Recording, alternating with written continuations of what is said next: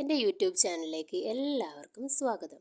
അപ്പോൾ ഞാനിന്ന് എത്തിയിരിക്കുന്നത് ഒരു ഓണം വിഭവമായ അവിയലുമായിട്ടാണ്. അപ്പോൾ എങ്ങനെയാണ് ഇത് തയ്യാറാക്കി എടുക്കാമെന്ന് നമുക്കൊന്ന് നോക്കാം.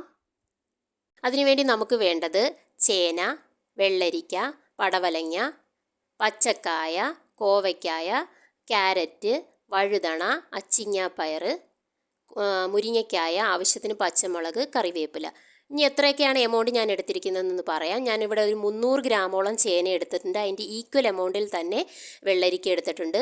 200 ഗ്രാമോളം പടവലങ്ങയും അത് ബാക്കി പച്ചക്കറികളെല്ലാം അതിൻ്റെ ഹാഫ് ഒരു 100 ഗ്രാം വെച്ചുമാണ് ബാക്കി എല്ലാ പച്ചക്കറികളും എടുത്തിരിക്കുന്നത്. ഇനി അതിൻ്റെ ഹാഫ് എമൗണ്ടിലാണ് ഞാൻ മുരിങ്ങയ്ക്കായ എടുത്തിരിക്കുന്നത്. ഏകദേശം ഒരു 50 ഗ്രാമോളം വരും മുരിങ്ങയ്ക്കായ. പിന്നെ ആവശ്യത്തിന് പച്ചമുളക് 4 നെടുകെ കീറിയതും പിന്നെ കറിവേപ്പില. ഇതിനെല്ലാം നമുക്ക് നന്നായി ഒന്ന് വേവിച്ചെടുക്കാം. അപ്പോൾ അതിനുവേണ്ടി ഞാനൊരു ഉരുളി അടുപ്പത്ത് വെച്ചിട്ടുണ്ട്.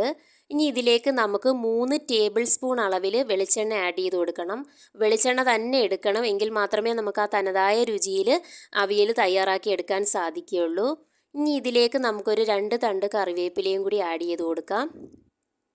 കറിവേപ്പില നമ്മൾ ആഡ് ചെയ്യുന്നത് ഈ പച്ചക്കറികളൊക്കെ ഒന്ന് അടിയിൽ പിടിക്കാതിരിക്കാൻ വേണ്ടിയാണ്. ഇനി അരിഞ്ഞു വെച്ചിരിക്കുന്ന പച്ചക്കറികൾ ഓരോന്നായിട്ട് കൊടുക്കാം. ഇതേ അളവിൽ തന്നെ പച്ചക്കറികൾ എടുക്കാൻ ശ്രദ്ധിക്കണം. ചേന അതിൻ്റെ ഈക്വൽ എമൗണ്ടിൽ തന്നെ വെള്ളരിക്ക, അതിൻ്റെ നേർപകുതി അളവിൽ പടവലങ്ങ, അതിൻ്റെയും പകുതി അളവിൽ വേണം പച്ചക്കായ, കോവയ്ക്കായ, അച്ചിങ്ങാപ്പയർ, ക്യാരറ്റ്, വഴുതണ ഇതെടുക്കാൻ. ഇതിൻ്റെ നേർപകുതി അളവിൽ മാത്രമേ നമുക്ക് മുരിങ്ങയ്ക്കായ എടുക്കാവൂ.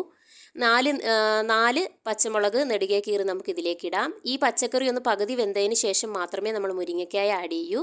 ഇനി ഇതിലേക്ക് നമുക്കൊരു 3/4 ടീസ്പൂൺ അളവിൽ മഞ്ഞൾപ്പൊടി, 3/4 ടീസ്പൂൺ അളവിൽ കാശ്മീരി മുളക് പൊടി, ആവശ്യത്തിന് ഉപ്പ് ഇതും കൂടി ചേർത്ത് നന്നായി ഇളക്കി യോജിപ്പിച്ച് വെള്ളം ഒന്നും തന്നെ ചേർക്കാതെ ഈ പച്ചക്കറിയിൽ നിന്ന് ഊർന്നു വരുന്ന വെള്ളത്തിൽ വേണം നമുക്ക് ഈ പച്ചക്കറി എല്ലാം വേവിച്ചെടുക്കാൻ.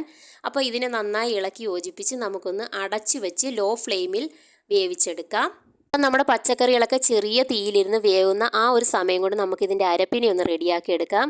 ഒരു മുഴുവൻ തേങ്ങയുടെ 3/4 ഭാഗത്തോളമാണ് ഞാൻ ഇതിനു വേണ്ടി യൂസ് ചെയ്യുന്നത്. അപ്പോൾ നമുക്ക് ഈ മിക്സിയുടെ ജാറിലേക്ക് തേങ്ങയൊന്ന് ഇട്ട് കൊടുക്കാം. അതിനുശേഷം ഒരു തണ്ട് കറിവേപ്പിലയും ഒരു 3/4 ടീസ്പൂണോളം അളവിൽ നല്ല ജീരകവും കൂടെ ചേർത്ത് നമുക്ക് നന്നായി ഒന്ന് ചതച്ചെടുക്കണം. അരഞ്ഞു പോകരുത്, ചതച്ചെടുക്കുക മാത്രമേ ചെയ്യാവൂ.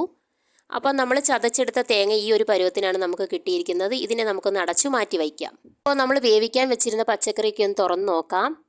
നമ്മുടെ പച്ചക്കറി ഏകദേശം ഒരു പകുതി വേവായിട്ടുണ്ട്. അപ്പോൾ ഈ ഒരു ടൈമിൽ നമുക്ക് ഈ മുരിങ്ങയ്ക്കായും കൂടി ഇതിലേക്ക് ആഡ് ചെയ്ത് നന്നായി ഒന്ന് ഇളക്കി യോജിപ്പിച്ച് ലോ ഫ്ലെയിമിൽ വെച്ച് അടച്ച് ബാക്കിയും കൂടി ഒന്ന് വേവിച്ചെടുക്കാം. ഇപ്പോൾ നമ്മുടെ പച്ചക്കറിയെല്ലാം ഇവിടെ നല്ല രീതിയിൽ വെന്ത് വന്നിട്ടുണ്ട്. നമ്മുടെ ചേനയൊക്കെ നല്ല രീതിയിൽ വെന്തിട്ടുണ്ട്. അപ്പോൾ ഈ ഒരു ടൈമിൽ നമുക്ക് നേരത്തെ അരച്ച് വെച്ചിരിക്കുന്ന തേങ്ങാരപ്പിനെ ഒന്ന് ഇട്ട് കൊടുക്കാം. ഇനി നല്ല രീതിയിലൊന്ന് ഇളക്കി യോജിപ്പിച്ച് കൊടുക്കാം. അപ്പോൾ നമ്മൾ തേങ്ങാരപ്പ് ചേർത്തതിന് ശേഷം ഒരുപാട് നേരം ഒന്നും ഇട്ട് വേവിക്കേണ്ട കാര്യമില്ല. ഒരു 1-2 മിനിറ്റ് അടച്ച് വെച്ച് ഒന്ന് ആവി കയറ്റിയെടുത്താൽ മാത്രം മതിയാകും. ഇനി ഇതിലേക്ക് പുളിക്ക് വേണ്ടി ഞാനിവിടെ ആഡ് ചെയ്യുന്നത് 1 ടീസ്പൂൺ അളവിൽ തൈരാണ്. അതും കൂടി നന്നായി ഒന്ന് ഇളക്കി യോജിപ്പിച്ചതിന് ശേഷം നമുക്ക് ഇതിനെ ഒരു 2 മിനിറ്റോളം ലോ ഫ്ലെയിമിൽ വെച്ച് ഒന്ന് ആവി കയറ്റിയെടുക്കാം. അപ്പോൾ ഇവിടെ ഏകദേശം ഒരു 2 മിനിറ്റ് കഴിഞ്ഞിട്ടുണ്ട്. അപ്പോൾ നമുക്ക് ഇതിനെ ഒന്ന് ഇളക്കി യോജിപ്പിച്ചതിന് ശേഷം ഇതിലേക്ക് 2 തണ്ട് കറിവേപ്പില, അതുപോലെ തന്നെ ഒരു 2 ടീസ്പൂണോളം അളവിൽ വെളിച്ചെണ്ണ അതും കൂടി ഞാനൊന്ന് ചൊഴിച്ചു കൊടുക്കുകയാണ്. അതിനുശേഷം നമുക്ക് ഇതിനെ നല്ല രീതിയിലൊന്ന് ഇളക്കി എടുക്കാം. അപ്പം വളരെയധികം സ്വാദിഷ്ടമായ അവിയൽ ഇവിടെ റെഡി ആയിട്ടുണ്ട്. അപ്പോൾ ഈ ഓണക്കാലത്ത് ഇതെല്ലാവരും ഒന്ന് ട്രൈ ചെയ്ത് നോക്കണം. നിങ്ങളുടെ ഫീഡ്ബാക്കുകളെല്ലാം ഒന്ന് അറിയിക്കണം.